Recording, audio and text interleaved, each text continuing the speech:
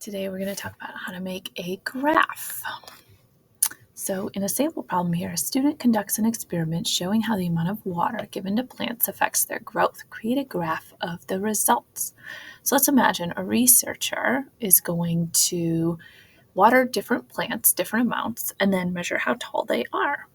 What would I need to figure out this before I start graphing? So what do I need to figure out before I start putting my pencil on my paper?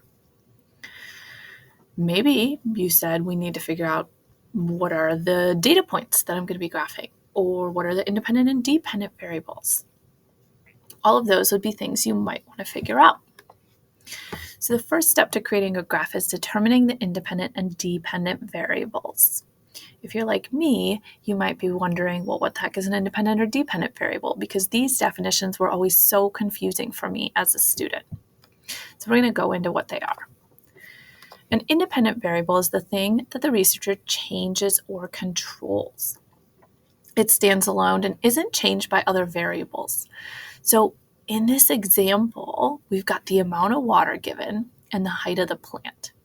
Which one is the researcher actually changing? Is the researcher changing the amount of water he gives each plant, or is the researcher changing the height of the plant? If you think about it, the researcher is changing the amount of water. He's not changing the height because he's not physically stretching the plant. The other thing this says here is it stands alone. It's not changed by other things. So is the amount of water changed by anything else? No, the researcher changes it. What about the height? Is that changed by anything else? Yeah, it's changed by the amount of water. So the independent variable here, the thing the researcher is changing, is the amount of water. This goes on the x-axis, which is the horizontal or the left and right axis.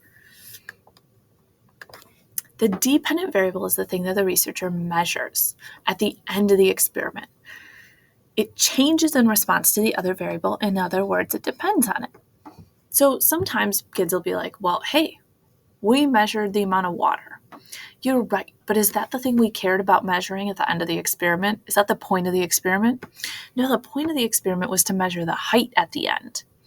So we're measuring the height. Remember, height is also changing in response to something else, so it depends on the amount of water.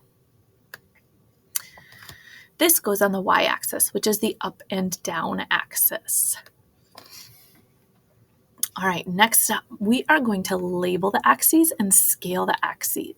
Label means we need to write the words and the units that describe them. Scale means we need to write the numbers on the axes, and we need to write them in even increments. Imagine if I just wrote the numbers 1, 2, 75, 1,000. Those would not be good numbers to write on the axes because they have to go in even amounts, like 2, 4, 6, 8, 10, 1, 2, 3, 4, 5, 5, 10, 15, 20. So when we label the axes, we need to figure out which one's independent and dependent, which we already figured out. And then we also need to include any of the units here. So even if you don't know what they are, like this one's milliliters, if you don't know what that stands for, you still have to include it. Imagine if I didn't include it. Now I don't know, am I giving them 20 teaspoons of water, 20 gallons of water? So units really matter.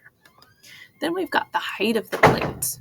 Again, I've got it written in centimeters here. I've got my units included. When we write down the numbers on the axes, we need to look at what's the biggest number I'm going to write. So in this example, biggest is 100. What can get me to 100? Hey, if I count by 20s, 20, 40, 60, 80, 100, that could get me there. Over here, we were on this axis over here. Over here, we're going to do height. Biggest number for height's 27. What could I count by here? Maybe by 5s? Hey, that'll work. So just try something out. All right, here's another example. Notice I've got any units here and the plant number, and then I'm labeling the axes. Next up, create a title that includes words from both of the axes. So the title should be descriptive. It shouldn't be one word. It shouldn't just be like cells or microscope. I should be able to read your title and know what you're talking about before I even look at the graph. So in this example, we've got height of our plant and amount of water. Example of a title could be height of plants with different amounts of water given. The easy way to make a title is literally to combine the two and just put verses in between them. So height of plant versus the amount of water. Or sometimes you can connect them with an and. So your title goes on the top. Here's an example of a title that's got some stuff wrong with it. Flashlights is the title. This doesn't tell me what I'm going to know about flashlights. I've got voltage and hours of battery use. So what could I write here? I could write voltage versus hours of battery use in flashlights. Or the voltage and hours of battery use of flashlights. Here's another title. Overall, I like this cookie. Not a good title. What's it telling me about this cookies? So I could say rating versus type of cookie, or ratings of different types of cookies. Next, we're going to graph the data, and we have to pay attention. Is it asking for a line graph or a bar graph? Line graph means we're going to do dots, and we're going to connect the lines. Bar graph means we're going to make columns, and we're going to make little rectangles. We're not connecting the lines there.